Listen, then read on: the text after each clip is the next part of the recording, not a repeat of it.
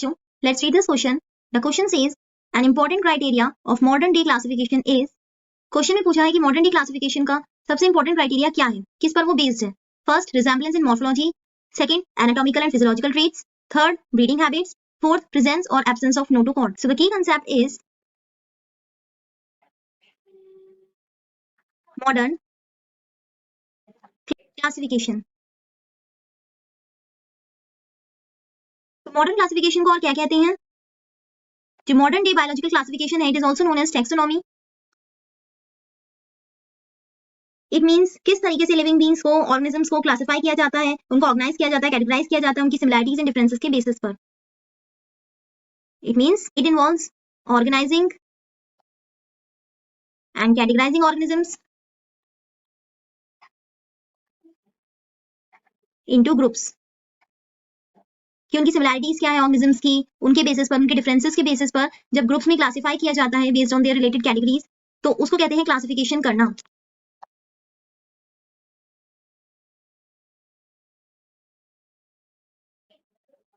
तो साइंटिस्ट इसमें देखते हैं कि किस तरीके से ऑर्गेनिजम्स, अलग अलग ऑर्गेनिज्म एक दूसरे से रिलेट करते हैं. तो इस तरीके से क्लासिफाई करने से जो स्टडी होती है वो इजी हो जाती है. सो इसका मोस्ट इंपॉर्टेंट क्राइटेरिया क्या है? ऑप्शन फर्स्ट है resemblance in morphology. What is morphology? Morphology क्या होता है? It is the study of external structure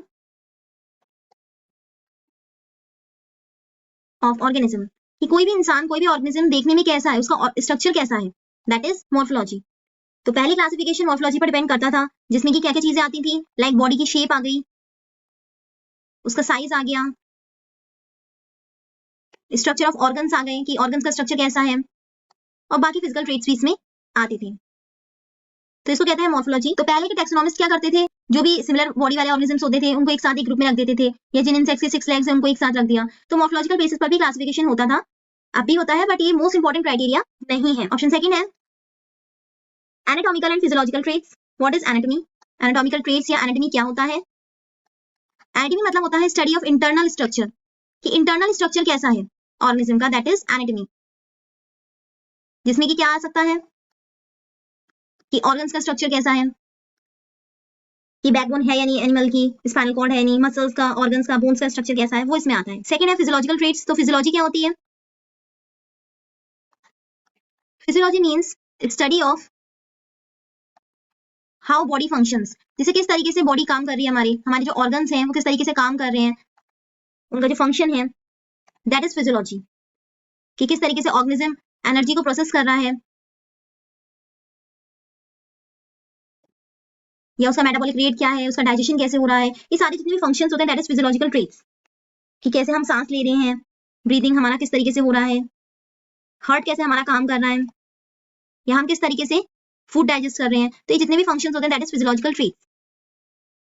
तो इनके बेसिस पे भी क्लासिफिकेशन होता है, और ये मोस्ट इंपॉर्टेंट क्राइटेरिया है. व्हाई? साइंटिस्ट ने क्या चीज देखी कि किस तरीके से कोई भी ऑर्गेनिज्म फंक्शन करता है, कैसे वो इवॉल्व हुए हैं. सपोज 2 एनिमल्स हैं, हो सकता है वो सिमिलर दिखते हों, उनका जो बॉडी स्ट्रक्चर है, साइज है, वो हो सकता है सिमिलर हो. इट मींस मॉर्फोलॉजिकली वो सिमिलर है जब हमने उनको देखा, बट हो सकता है उनका जो एनाटॉमी है वो डिफरेंट हो सकती है, कि स्ट्रक्चर, उनके अंदर के जो स्ट्रक्चर्स हैं वो डिफरेंट हो सकते हैं, या they have different ways of living, अलग तरीके से वो जिंदगी जीते हैं, अलग तरीके से रहते हैं, दोनों का लाइफस्टाइल अलग अलग है.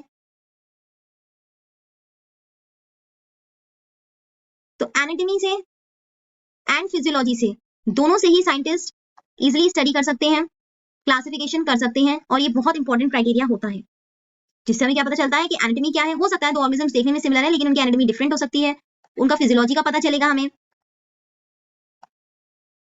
सो anatomy and physiology important criteria होते हैं फॉर क्लासिफिकेशन. ऑप्शन थर्ड है ब्रीडिंग हैबिट्स. ब्रीडिंग हैबिट्स क्या होते हैं? Breeding means reproductive behaviour of organisms.